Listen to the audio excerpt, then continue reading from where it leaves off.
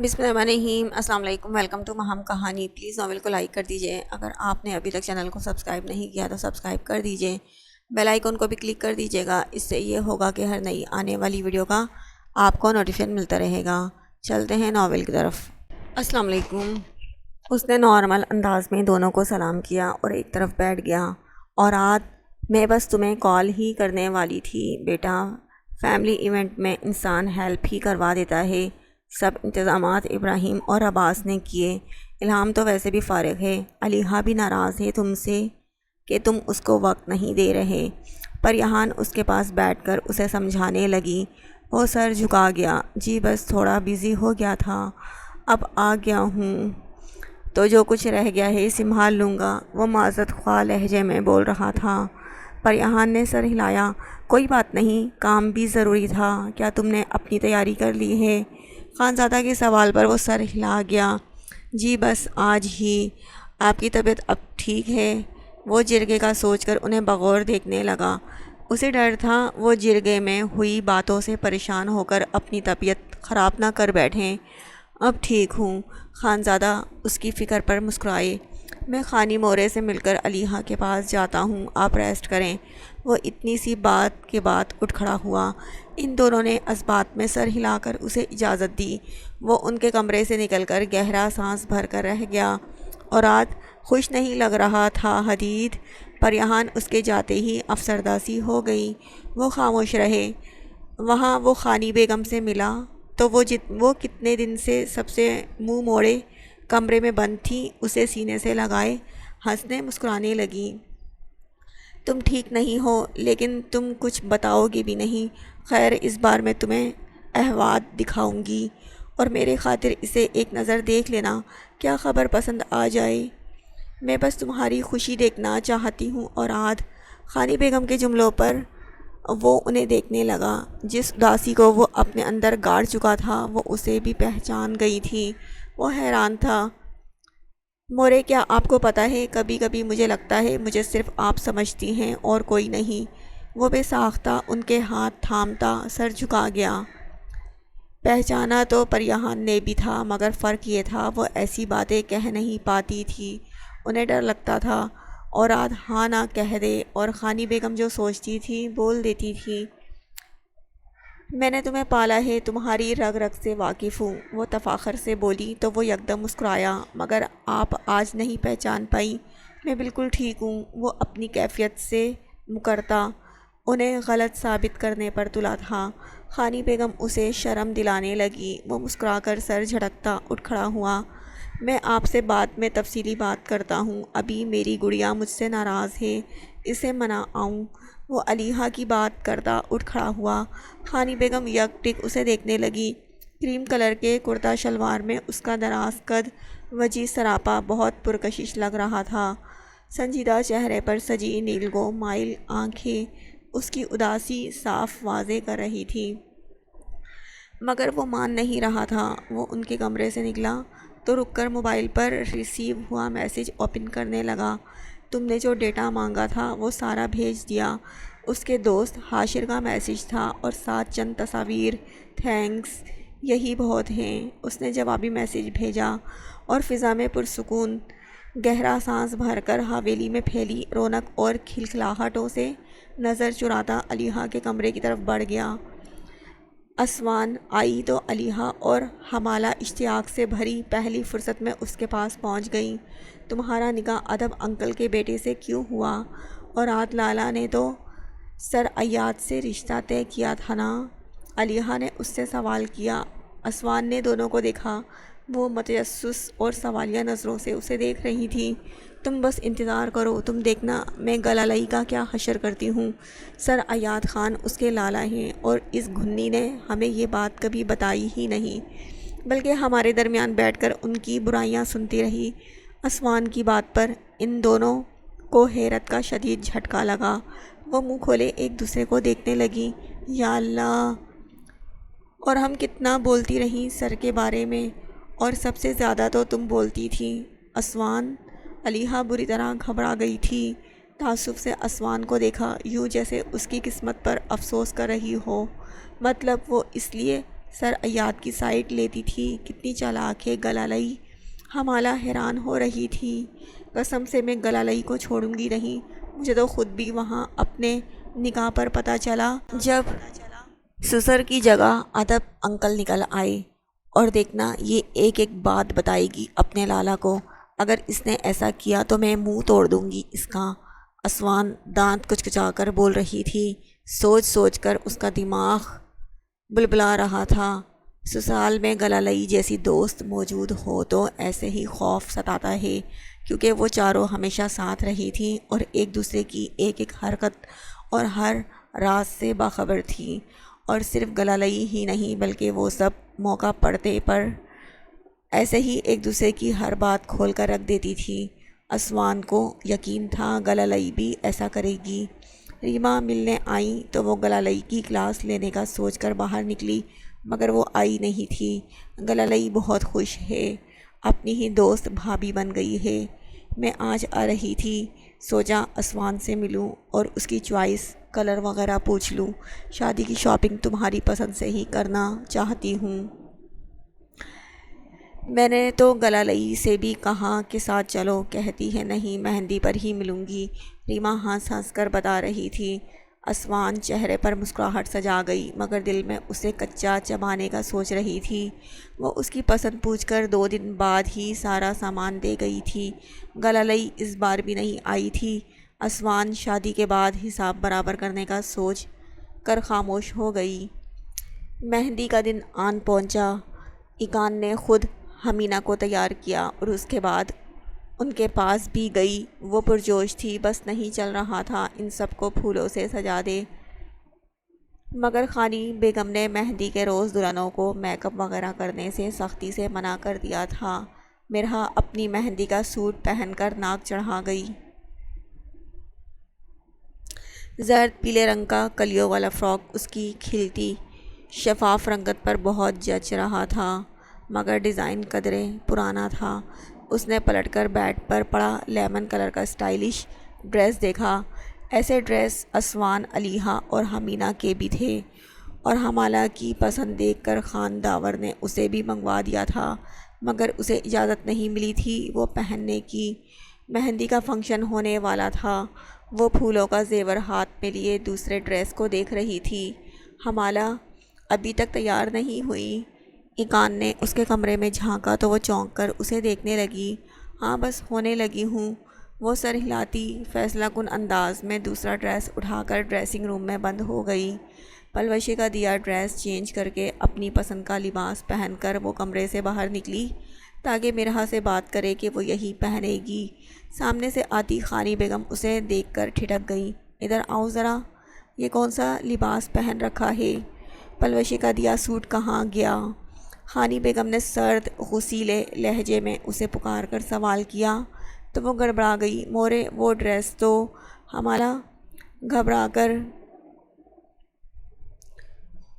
وضاحت دینے کی کوشش کرنے لگی۔ خانی بیگم کی سرد نظروں سے اس کا دل بند ہونے لگا تھا۔ جاؤ اور وہی لباس پہن کر آؤ، عین رسم کے موقع پر تماشا ضرور کھڑا کرنا ہے تم نے۔ حرکتیں تو تمہاری ویسے ہمیشہ سے الٹی تھی، مگر بہتر ہوگا اب سنجیدہ ہو جاؤ، ورنہ سسرال میں یہ سب کوئی برداشت نہیں کرے گا۔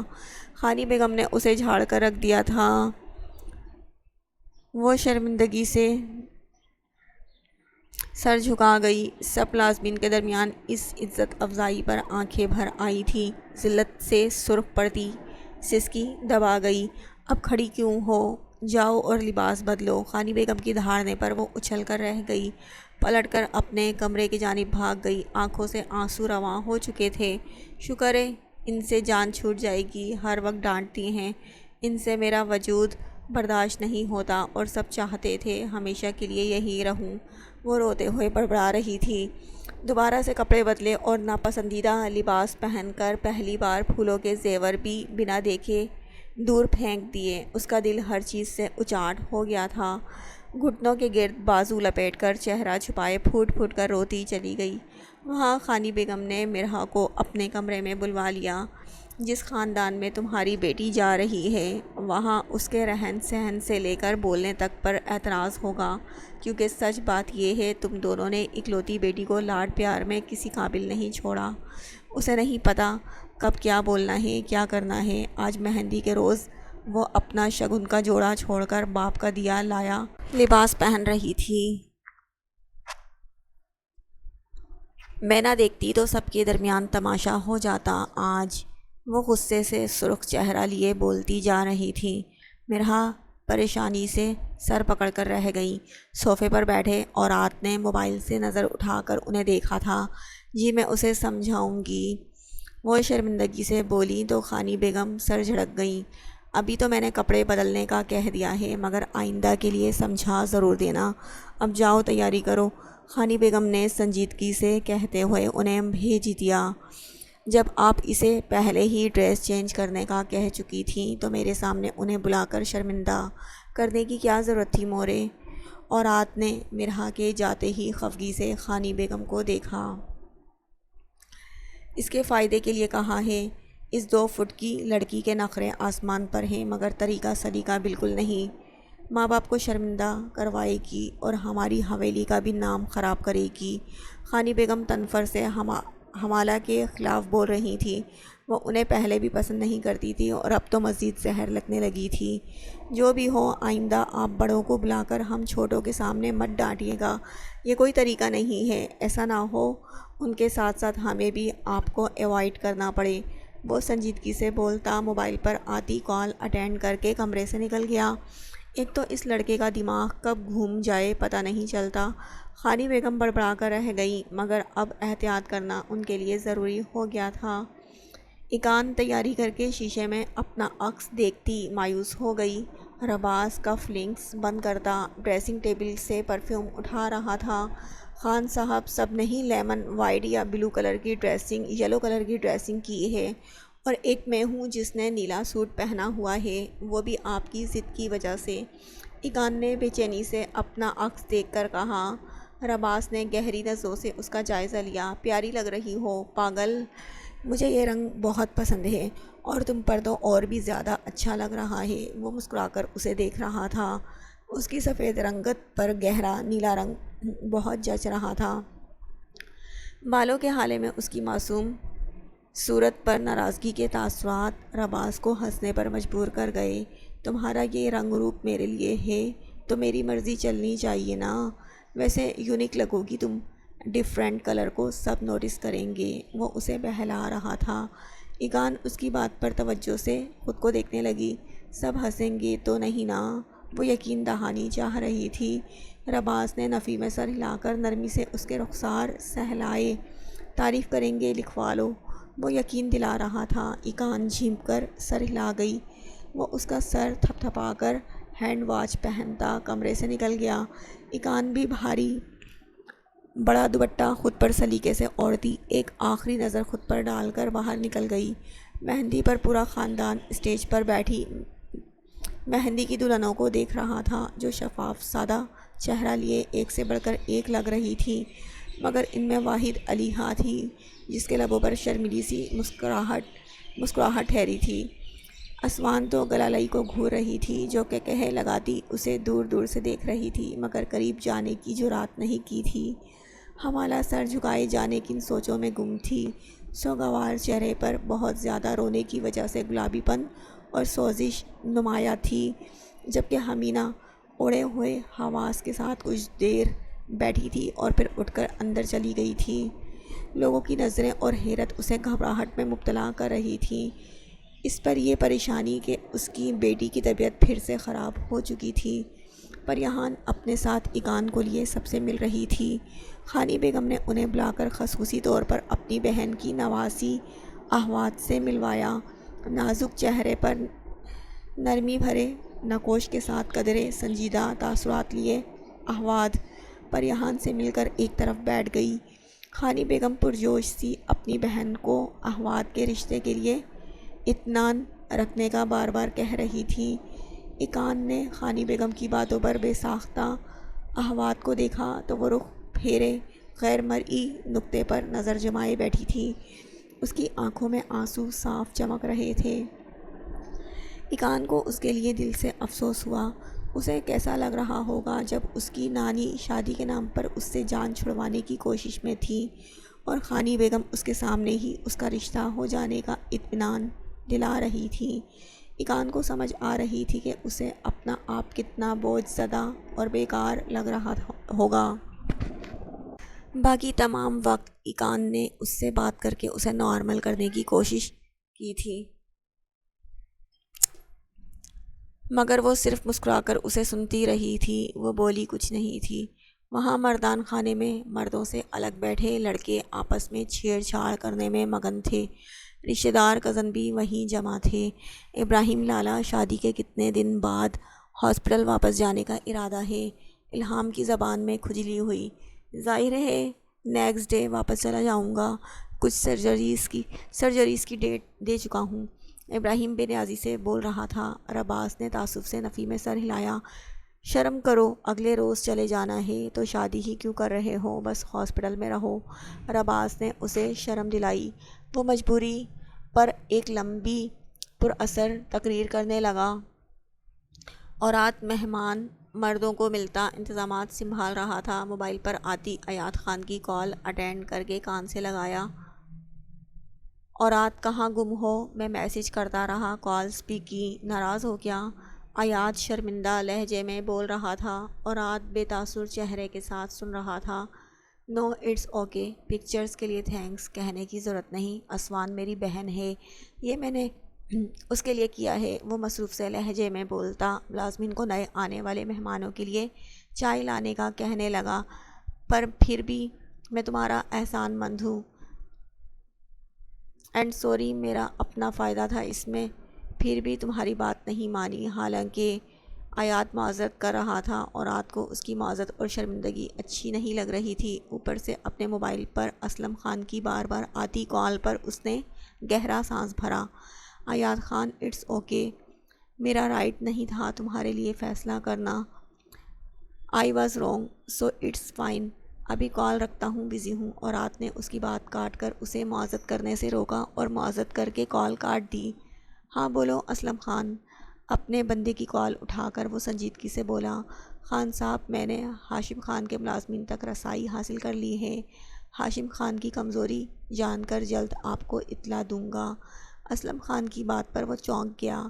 اسے اسلم خان کی اس پھرتی پر حیرت محسوس ہوئی تھی۔ مجھے بعد میں کال کرنا، تفصیل کے بغیر بار بار کالز مت کرو اسلم خان۔ اور رات نے ماتھے پر بل ڈال کر کہا اور کال کاٹ دی۔ اس کا دماغ اسلم خان پر الجھ رہا تھا۔ کیا وہ ٹھیک بندہ تھا؟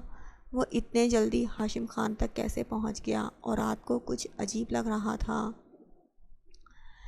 خان عازر کی پکار پر وہ خیالوں سے جاگتا ان کی طرف بڑھ گیا۔ ابراہیم گل جان کے بلاوے پر زنان خانے پہنچا تو ملازمہ کے بتانے پر گل جان کے کمرے میں پہنچا۔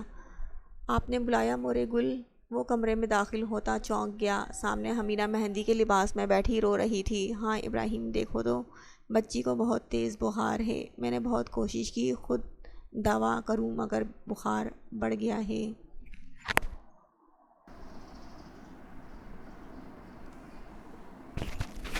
گل جان پریشانی سے بول رہی تھی۔ ابراہیم نے آگے بڑھ کر بچی کو ان سے لے لیا۔ مورے گل، یہ بس ویک ہے بہت اور اس کا ہارٹ پرابلم ہے، اس لیے بیمار ہو جاتی ہے۔ وہ ان کو بتاتا حمیدہ کی جانب مڑا۔ کتنی مرتبہ سمجھا چکا ہوں، اس کو زیادہ رلانا نہیں، اس کے لیے نقصان دہ ہے۔ ابراہیم نے آہستگی سے بولتے ہوئے حمیدہ کو اپنی ہدایات یاد دلائیں۔ وہ بے بسی سر پکڑے روتی جا رہی تھی۔ بیٹا وہ بھی کیا کرے، بچی کے لیے پوری رات جاگتی رہی، پھر آج مہندی کے لیے جانا بھی ضروری تھا۔ اپنی دادی کو تو جانتے ہو، ان کے ارمان پورے نہیں ہو رہے، بیچاری تھوڑی سی دیر کے لیے گئی اور فوراً واپس بھی آ گئی، پھر بھی گڑیا نے رو رو کر برا حال کر لیا۔ میں بھی مہمانوں سے مل رہی تھی، ملازمہ نے جانے کیسے سنبھالا۔ گل جان نے تعصب سے اسے تفصیل بتائی۔ اچھا گھبرائی نہیں، میں اسے ہاسپٹل لے جاتا ہوں، آپ حمیدہ کو سنبھالیں، مجھے تو یہ بھی بیمار لگ رہی ہے۔ ابراہیم نے حمیدہ کو دیکھ کر فکر مندی سے کہا۔ وہ رو رو کر بے حال ہو رہی تھی۔ رت جگہ سے سرخ ہوتی آنکھیں اور سفید پڑتی رنگت سے وہ برسوں کی بیمار لگ رہی تھی۔ ہاں ٹھیک ہے، گل جان نے سر ہلا دیا۔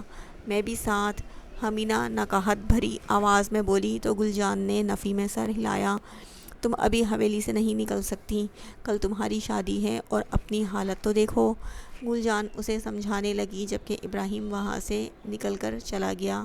ہاسپٹل پہنچا تو ڈاکٹر نے بچی کا تفصیلی معائنہ کیا۔ ابراہیم بچی کی حالت دیکھ کر افسردہ ہو گیا۔ خان صاحب برا نہیں مانیے گا مگر یہ بچی زیادہ وقت زندہ نہیں رہ پائے گی، ڈاکٹر نے ہچکچا کر ابراہیم کو بتایا جو وہ پہلے ہی سمجھ چکا تھا۔ ہاں جانتا ہوں مگر میں اس کی ماں سے یہ بات نہیں کہہ سکتا، ابراہیم نے شائستگی سے کہا تو ڈاکٹر افسوس سے بچی کو دیکھنے لگی۔ پیدائش سے ہی لاغر اور کمزور سی بچی دل کے مرض میں مبتلا تھی۔ نہ اس کی پیدائش ایک نارمل ماں سے ہوئی تھی، نہ پیدائش کے بعد اسے اچھا ماحول مل سکا تھا۔ وہ بیمار رہ رہ کر مزید موت کے قریب جا چکی تھی اور یہ بات آج اسے دیکھ کر ہی ابراہیم جان گیا تھا۔ وہ نیند میں جا چکی بچی کو دیکھتا جا رہا تھا۔ میں تو تمہیں اپنا نام بھی دینے کو تیار تھا مگر شاید تمہارا بندوبست اللہ نے جنت میں کر لیا ہے، ابراہیم جھک کر اس کے نرم رخسار کو چھوتے ہوئے مدھم سے لہجے میں بولا اور نم آنکھوں سے اس کا ماتھا چوم لیا۔ کچھ رشتے خون کے نہیں احساس کے ہوتے ہیں، بچہ کوئی بھی ہو، جائز یا ناجائز نہیں ہوتا۔ اپنا مقام بچے خود طے نہیں کرتے، نہ ہی وہ اپنے والدین کے کسی عمل میں حصے دار ہوتے ہیں۔ وہ دنیا میں جب آتے ہیں تو پاک روح ہوتے ہیں مگر دنیا والے انہیں اپنے معیار کے ترازو میں تول کر خود سے طے کر لیتے ہیں کون برتر ہو سکتا ہے کون نہیں۔ وہ ننھی سی جان بھی کسی اپنے کو قبول نہیں تھی۔ ہاں وہ خوش نصیب تھی، اس کی کم عمر ماں نے اپنوں کے بدلے رویوں اور دھتکار کے باوجود اسے اپنایا تھا، اس کا خیال رکھا اور پاس رہی مگر وہ اسے صحت نہیں دے سکتی تھی، وہ اسے زندگی نہیں دے سکتی تھی۔ ابراہیم کو دکھ تھا وہ اس بچی کے لیے کچھ نہیں کر سکا حالانکہ وہ اس کا باپ بننے کو تیار تھا۔ مہندی کا اختتام خوشگوار ماحول میں ہوا تھا۔ اگلے روز بارات کے لیے تینوں گھرانوں کو ایک ہی وقت دیا گیا تھا۔ اسوان اس رات سوتے ہوئے اس اچانک جڑ جانے والے رشتے کو لے کر پہلی بار کافی حد تک مطمئن تھی۔ ایاز خان کے لیے رشتہ ضرورت تھا اور کچھ ایسا ہی خیال اسوان کا بھی تھا۔ محبت ان میں فی الحال ناپید تھی اور سسرال میں کوئی ایسا جھنجٹ نہیں تھا جسے سوچ کر اسوان کی نیندیں اڑتی۔ علیحہ سونے سے پہلے کیف کو ایک لمبا فرمائشی پروگرام سنا کر سوئی تھی اور اسے یقین تھا اس کی کہی ایک ایک بات ہمیشہ کی طرح کیف پوری کرے گا اور اس کی کوئی فرمائش یا بات ایسے جانے نہیں دیتا تھا۔ حمالہ کو تھکن میں صرف ایک چیز چاہیے تھی، پرسکون نیند، اور وہ کپڑے بدل کر سو چکی تھی۔ اس کے دماغ میں مستقبل کو لے کر کوئی سوچ، کوئی ڈر یا خوشی نہیں تھی، وہ ابھی موجودہ وقت کو ہی جی رہی تھی۔ اس کی نظر میں خانی بیگم جیسی کرخت دادی کی بجائے پلوشے جیسی محبت کرنے والی پھپھو کے ساتھ رہنا نہایت آسان تھا۔ ہاں اس سب میں وہ پلوشے کی ہمیشہ ماتھے پر بل ڈال کر رکھنے والی بزرگ ساس کو بھلا چکی تھی کیونکہ وہ رشتہ ہونے کے بعد سے اب تک خان حویلی میں نہیں آئی تھی۔ حمینہ پوری رات اپنی بیٹی کو گود میں لیے بیٹھی رہی تھی کیونکہ وہ نیچے سلانے پر رونے لگتی تھی۔ گل جان نے اس سے بچی کو لینا چاہا مگر وہ اب اس کے رونے پر کچھ زیادہ ہی سہم رہی تھی۔